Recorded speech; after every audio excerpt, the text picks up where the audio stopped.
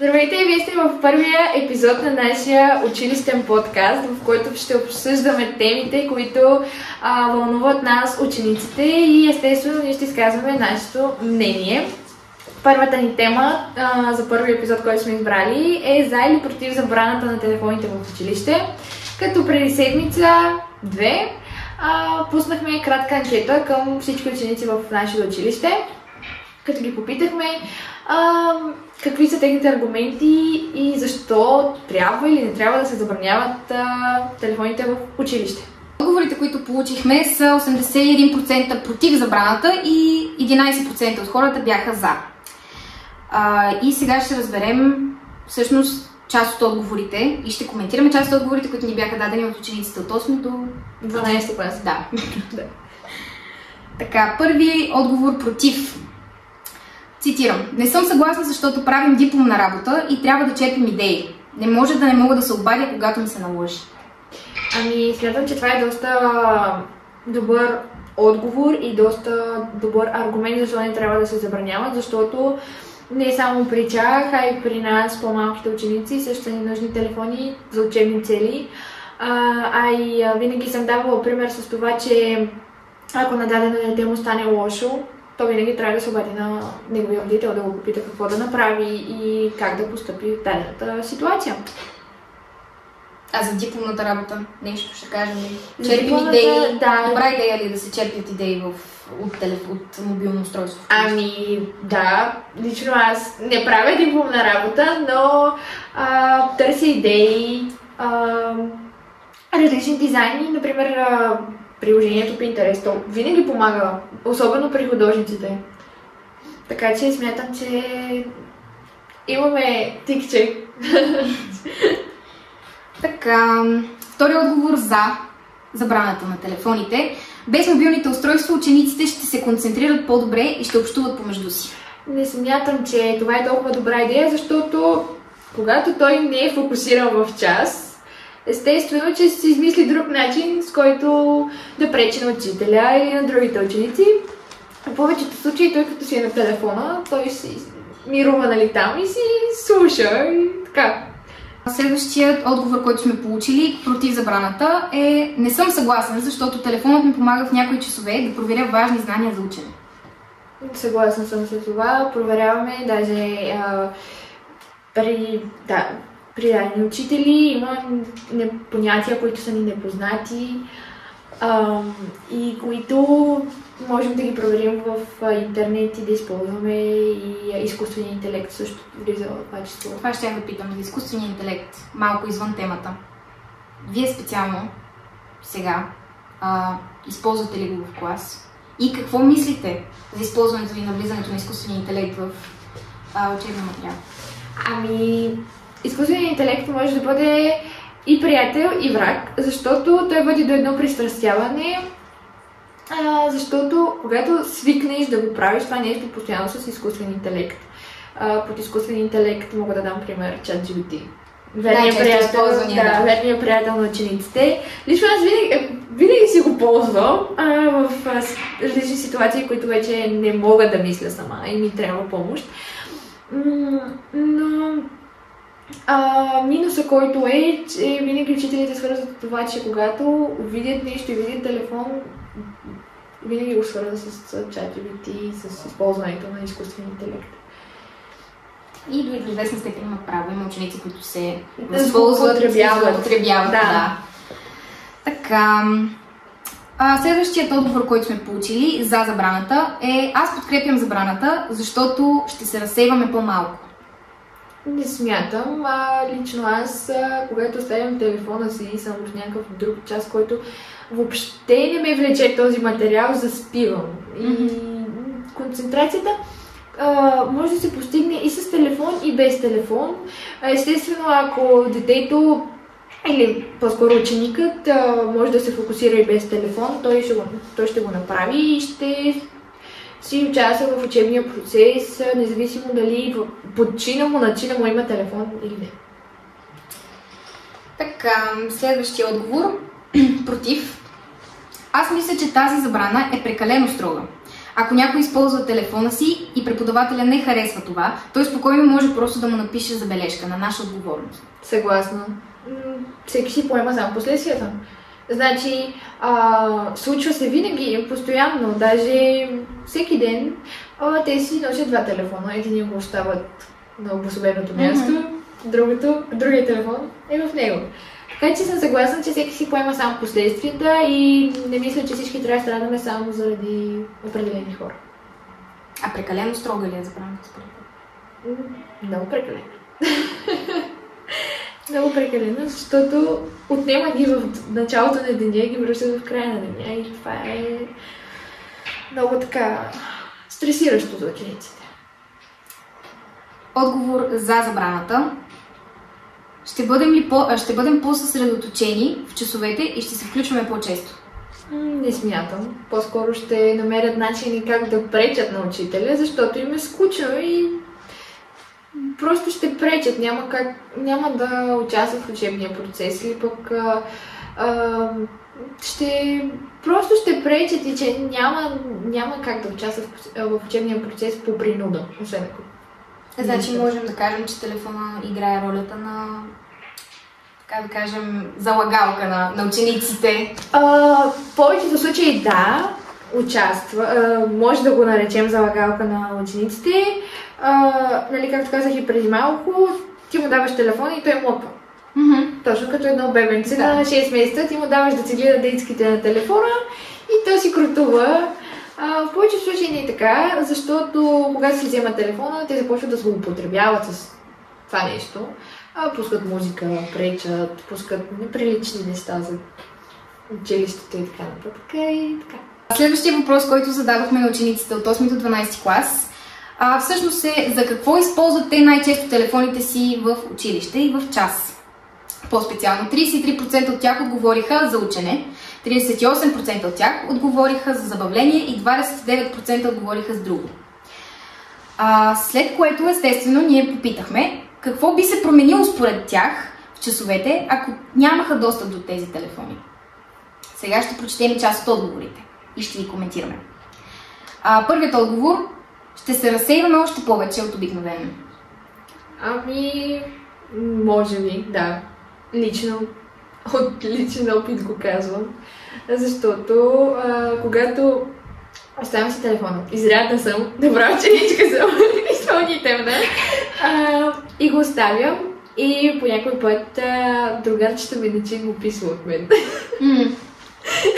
Значи, можем да кажем, че ще стане по-шумно. Да, по-шумно, няма да има добра атмосфера за провеждане на учебния процес.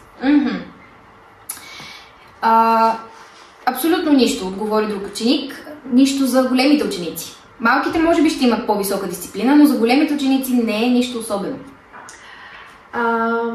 Големите, предполагам, става въпрос за първи, втори... за втори гимназиален етап. Да.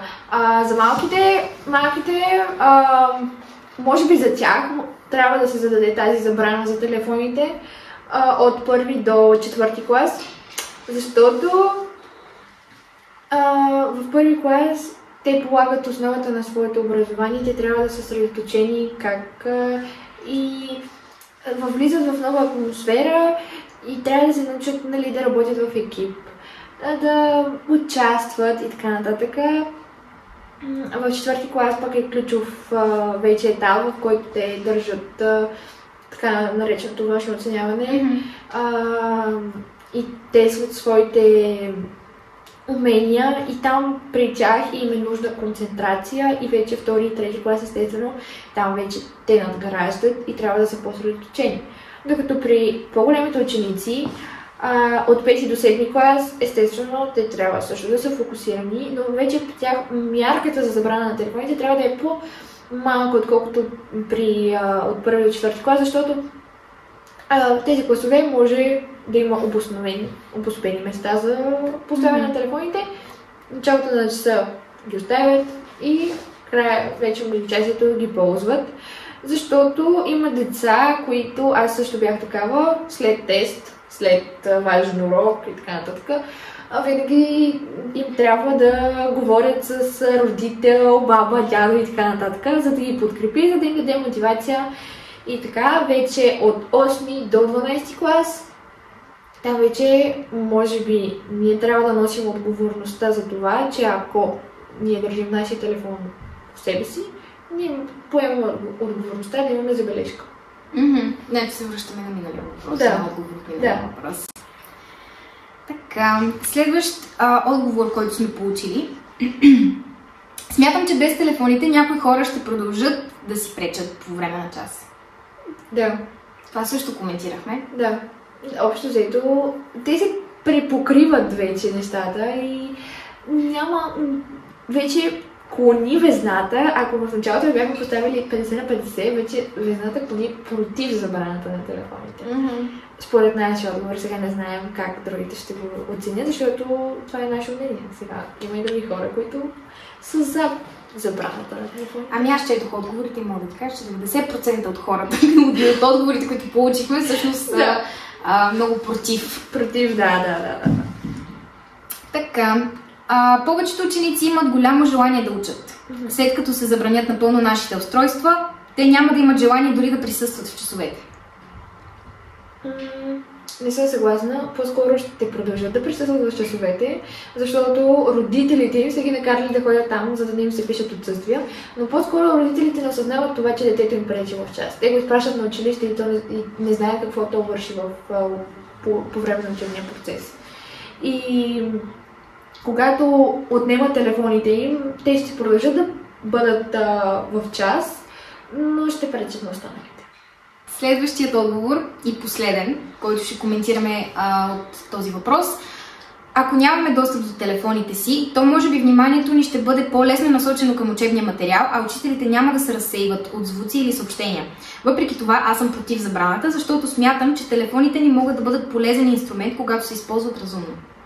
Съгласен съм и с този отговор, както бях се с останалите. Вниманието, когато ти имаш мотивацията и имаш цел, която искаш да постигнеш, вниманието ти не може да бъде разконцентрирано от едно устройство. Когато то е до теб, ти си казал, че искаш да учиш, че искаш да слушаш, да разбереш даден урок, няма как да се изкушиш. Но когато си кажеш, какво толкова, айде, аз ще го прочета, учителката няма да разбере, че ще гледа в телефона, взимаш телефона и гледаш. Значи е въпрос на самоконтрол в случая. Да. Ясно. Така, и стигаме до последния въпрос, който зададохме на учениците, и той е: ако имахте възможност, какви други правила за мобилните устройства бихте приложили вместо пълна забрана? Отговорите бяха шарени и отново ще прочетем и ще изкоментираме част от тях. Като започнем с първия: повече употреба на телефоните за учебни цели. Когато имаш телефон в ръка, не можеш да го използваш само за учебни цели. Лично аз, когато ни беше възложена задача, не помня в кой час бяхме, аз направих задачата, нали, верният ми приятел ChatGPT я направи. И аз просто я написах в тетрадката.